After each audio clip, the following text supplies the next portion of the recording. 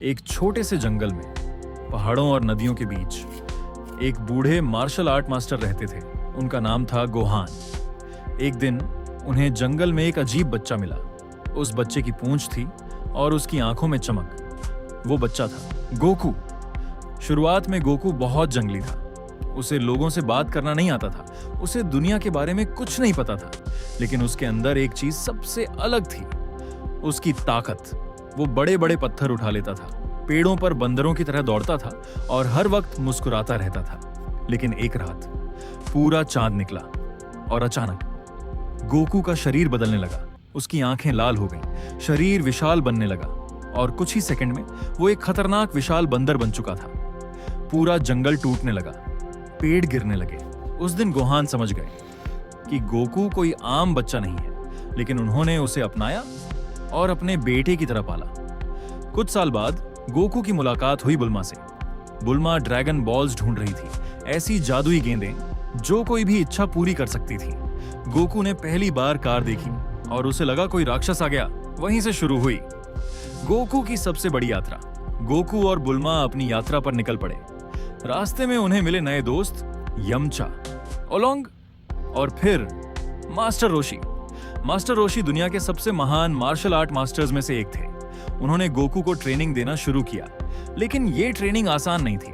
भारी दूध की बोतलें उठाकर दौड़ना, खेतों में काम करना, पत्थरों और हमलों से बचना, हर दिन गोकू और मजबूत होता गया। लेकिन गोकू की सबसे बड़ी ताकत थी उसका कभी हार ना मानना। फिर आया वर्ल्ड मार्शल आर्ट टूर्नामेंट। पूरा स्टेडियम ताकतवर फाइटर्स से भरा था। छोटा सा गोकू सबके सामने खड़ा था। हर कोई उसे कमजोर समझ रहा था। लेकिन जैसे ही लड़ाई शुरू हुई, गोकू बिजली की स्पीड से हमला करने लगा। लोग अपनी सीटों से खड़े हो गए। कोई विश्वास नहीं कर पा रहा था कि इतना छोटा बच्चा इतना ताकतवर हो सकता है। उस दिन दुनिया ने पहली बार गोकू का नाम सुना। धीरे धीरे गोकू को सच पता चला, वो धरती का इंसान नहीं था, वो एक सैयान था, एक ऐसी योद्धा जाति जो सिर्फ लड़ाई के लिए पैदा होती है। उसका असली नाम था काकरोट। फिर धरती पर आया वेजिटा, घमंडी, खतरनाक और बेहद ताकतवर। उसने पूरी धरती को खत्म करने की ठान ली थी।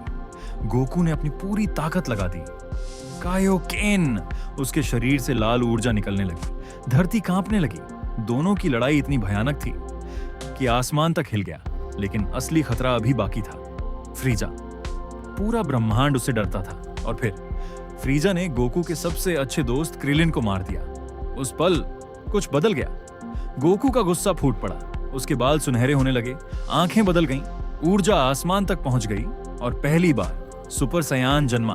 फ्रीजा के बाद भी गोकू कभी नहीं रुका। हर नई लड़ाई के साथ वो और मजबूत होता गया। सेल, माजिन बू और फिर जिरेन।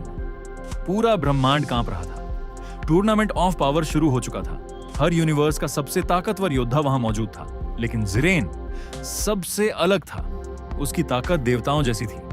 गोकू बार बार गिर रहा था, लेकिन फिर उठ रहा था। और फिर एक पल आया जहां सब शांत हो गया। गोकू की आंखें बदल गईं। उसके शरीर से चांदी जैसी ऊर्जा निकलने लगी। Ultra instinct. अब उसका शरीर बिना सोचे खुद लड़ रहा था। देवता तक खड़े होकर उसे देख रहे थे। पूरा स्टेडियम हैरान था। उस पल गोकू सिर्फ एक फाइटर नहीं था, वो उम्मीद बन चुका था। एक ऐसा योद्धा जो कभी हार नहीं मानता।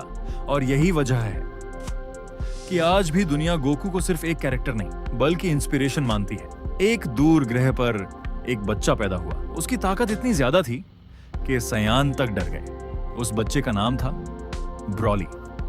बचपन से ही उसे अकेलेपन और गुस्से में पाला गया। उसके अंदर सिर्फ दर्द था और वही दर्द उसकी ताकत बन गया। सालों बाद ब्रॉली की मुलाकात हुई गोकू और वेजिटा से। शुरुआत में सब शांत था, लेकिन अचानक ब्रॉली का गुस्सा फूट पड़ा। उसकी चीख से पहाड़ टूटने लगे, धरती कांपने लगी। गोकू और वेजिटा दोनों मिलकर भी उसे रोक नहीं पा रहे थे। हर सेकंड ब्रॉली और ताकतवर होता जा रहा था। तब गोकू समझ गया, अगर अभी कुछ नहीं किया तो सब खत्म हो जाएगा। और फिर दोनों ने मिलकर किया फ्यूजन।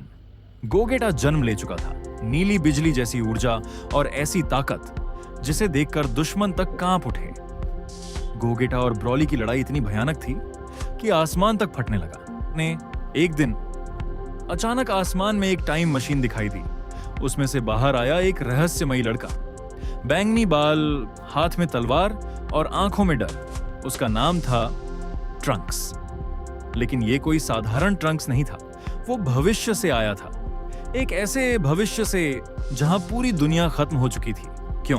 क्योंकि एंड्रॉइड्स ने सब तबाह कर दिया था। ट्रंक्स ने गोकू को चेतावनी दी, अगर आपने कुछ नहीं किया तो सब मर जाएंगे। कुछ समय बाद एंड्रॉइड सच में आ गए। उनकी ताकत इंसानों से कहीं ज्यादा थी। गोकू बीमार पड़ चुका था और पूरी धरती खतरे में थी। तब ट्रंक्स ने फैसला किया वो भविष्य बदल कर रहेगा। उस दिन पहली बार गोकू ने महसूस किया कि सिर्फ ताकत नहीं, उम्मीद भी जरूरी होती है। भविष्य की दुनिया में एक नया दुश्मन आया। उसका चेहरा बिल्कुल गोकू जैसा था, लेकिन उसकी आंखों में दया नहीं थी, सिर्फ नफरत। लोग उसे कहते थे गोकू ब्लैक। वो शहरों को खत्म कर रहा था, इंसानों को मार रहा था और हर बार सिर्फ एक ही बात कहता, इंसान गलती है। ट्रंक्स डर चुका था। वो फिर से मदद मांगने आया और इस बार गोकू और वेजिटा उसके साथ भविष्य में गए। लेकिन जैसे ही गोकू ब्लैक सामने आया, सब हैरान रह गए। उसकी ताकत लगातार बढ़ रही थी। उसने सुपर साइयन रोज रूप लिया। गुलाबी ऊर्जा आसमान में फैल गई। पूरी धरती कांपने लगी। गोकू ने पूरी ताकत लगा दी, लेकिन लड़ाई आसान नहीं थी। ये सिर्फ ताकत की लड़ाई नहीं थी, ये उम्मीद और विनाश की लड़ाई थी। टूर्नामेंट ऑफ पावर अपने आखिरी चरण में पहुंच चुका था। पूरा ब्रह्मांड सांस रोक कर देख रहा था। अगर गोकू हार जाता तो उसका यूनिवर्स मिट जाता। सामने था जेरेन, इतना ताकतवर योद्धा कि देवता तक उससे डरते थे। गोकू पूरी तरह थक चुका था। उसका शरीर जवाब दे रहा था, लेकिन तभी उसके अंदर फिर से ऊर्जा जागी। Ultra instinct. चांदी जैसी चमक पूरे मैदान में फैल गई।